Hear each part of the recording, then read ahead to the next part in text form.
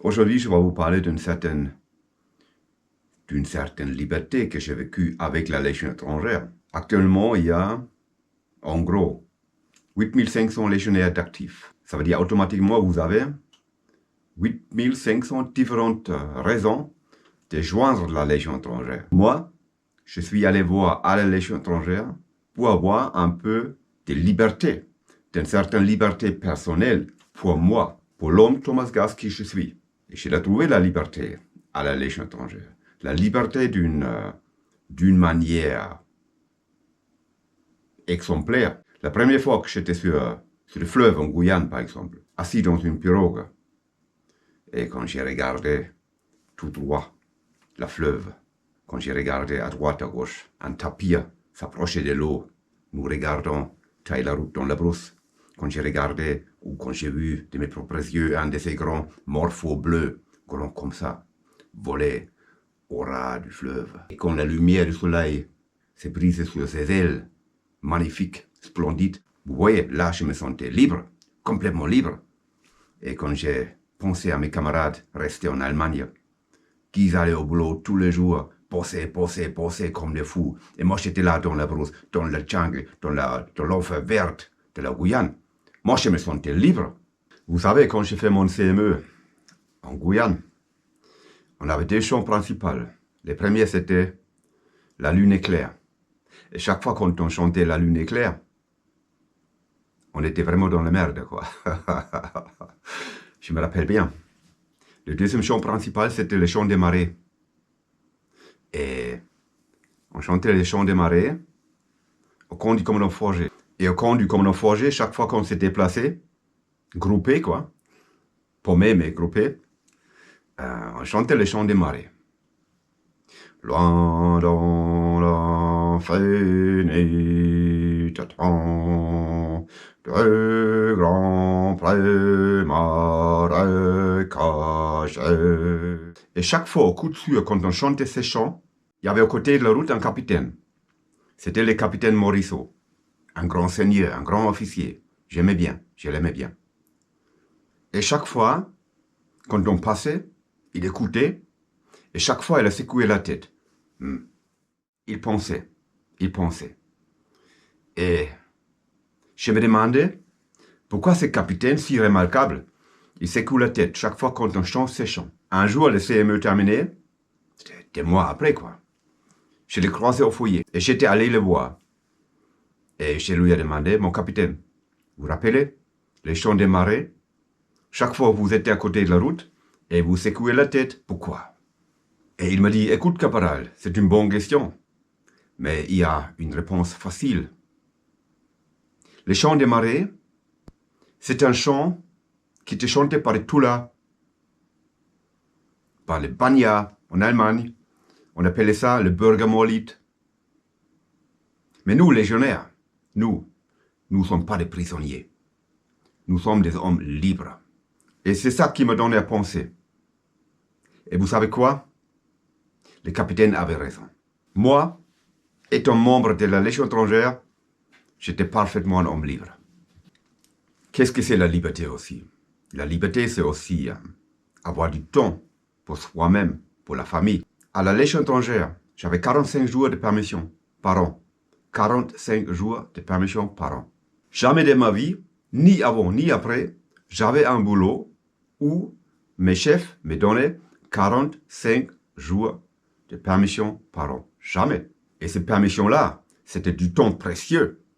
C'était d'une certaine manière une espèce de liberté. Liberté. Liberté, liberté, chérie. Jetzt aber, no coffee, no worky.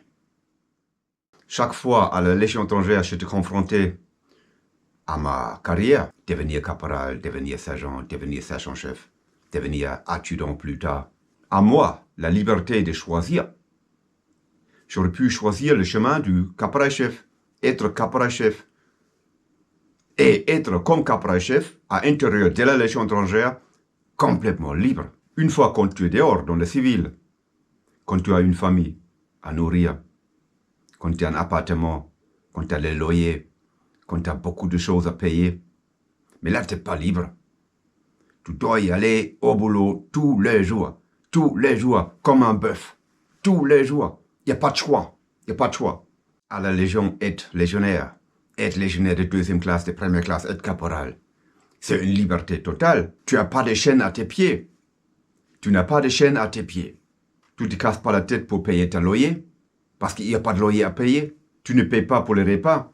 C'est gratuit. Tu n'as pas les devoirs, tu prends soin pour une famille, parce que tu n'en as pas. La seule famille que tu as, c'est la Légion étrangère.